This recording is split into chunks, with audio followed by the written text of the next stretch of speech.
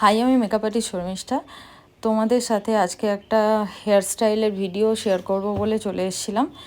বারবার পাওয়ার অফের জন্য একটা অ্যাডভান্স হেয়ার স্টাইলের প্ল্যানিং ছিল, কিন্তু কাজগুলো ঠিকভাবে করা যায়নি।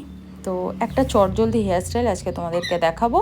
ওই হেয়ার স্টাইলটা করার জন্য যেগুলো আমার লেগেছে সেটা হচ্ছে আইকনিকের একটা মাইক্রো ক্রিম্পার, আর ওসিসের হেয়ার স্প্রে রয়েছে, শাইন স্প্রে, আর এখানে রয়েছে লরিয়ালের একটা হেয়ার স্প্রে যেটা টাফট স্প্রে, আর ভালো, এটা স্টিকি না।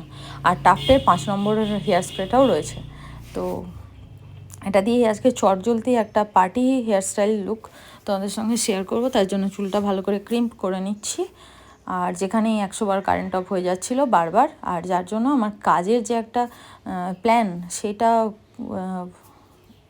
গড়বড় হয়ে গেছে। আর আমার মডেলেরও বাড়ি যাওয়ার তাড়া ছিল, যার জন্য আমি করতে পারলাম না সেই অ্যাডভান্স হেয়ার স্টাইলটা। তো আজকে তোমাদেরকে একটা নর্মাল হেয়ার স্টাইল দেখাচ্ছি, যে চটজলদি কীভাবে আমরা একটা হেয়ার স্টাইল করতে পারি। এটা তুমি কিন্তু আরামসে কোনো পার্টি মেকআপে, কোনো লং গাউনের সঙ্গে, অথবা প্রচণ্ড গরমের সময় যখন কেউ নিট অ্যান্ড ক্লিন টাইপের ওপেন হেয়ার রাখতে চাইছে না, এরকম একটা হেয়ার স্টাইল করে দেওয়া যেতেই পারে।